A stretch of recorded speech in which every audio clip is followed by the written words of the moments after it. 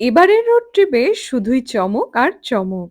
Hello, কি খবর সবার? আমি ইন্দ্রাণী শুভেন্দুকে সঙ্গে করে নিয়ে চলে এসেছি আবার করতে শেয়ার আমাদের কলকাতা থেকে শিলিগুড়ি রোড ট্রিপ ব্লগ। এর আগের মিনি ব্লগে আপনাদের সঙ্গে শেয়ার করেছিলাম রাস্তার ধারে একটা ছোটখাটো টি পার্টির অভিজ্ঞতা। এবার ব্রাঞ্চ সারবো পাপ্পুদা ধাবায়।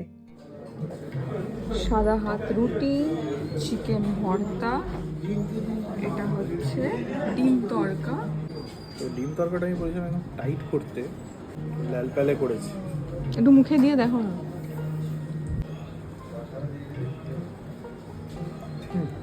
টেস্টি। রোড ট্রিপে এই হাইওয়ের ধারে ধাবাগুলোর খাওয়া দাওয়া নিয়ে আমার তো বেশ এক্সাইটমেন্ট থাকে। ধাবায় কি ধরনের খাবার খেতে আপনাদের ভালো লাগে কমেন্ট করে জানাবেন। কিন্তু খাবারটা আমরা এমন একটা সময় খেয়েছিলাম, তখন ধরুন ওই ঘড়িতে 11টা সাড়ে 11টা বাজে। সকালে যেহেতু ভারী ব্রেকফাস্ট খাওয়া হয়নি, আর এই যা খেয়ে নিয়েছি, এরপরে দুপুরেও ভারী খাবার খাওয়া সম্ভব না। ফলত খুব সুন্দর একটা ব্রাঞ্চ সেরে খুব ভালো রকম গাড়ি টেনে আমরা টাইমলি পৌঁছে গিয়েছিলাম ফারাক্কা ব্যারেজে। আর লাকিলি আমরা এই পথে খুব একটা জ্যাম পাইনি।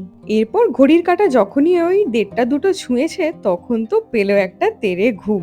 ইতিমধ্যেই দেখলাম আমরা 400 কিলোমিটারেরও বেশ কিছু পথ অতিক্রম করে ফেলেছি। এরপর একটা পাওয়ার ন্যাপ নিয়ে দুপুর 3টের সময় যখন উঠলাম, দেখলাম না, সূর্যের আলো বেশ পড়ে গিয়েছে।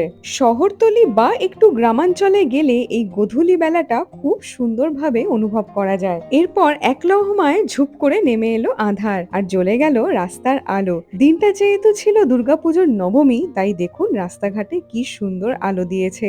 প্যান্ডেলগুলো দেখতে খুবই সুন্দর লাগছে। আর দিনের আলো যতই ফিকে হয়ে আসে, আমার এনার্জিও ততই ল্যাক করে। তারপর একটা সময় মনে হচ্ছিল এই রাস্তা কখন ফুরোবে রে ভাই। তারপর বিকেলে 6টা সাড়ে 6টা নাগাদ রাস্তার ধারে একটা মোমোর দোকান থেকে দুজনের জন্য কেনা হলো মোমো।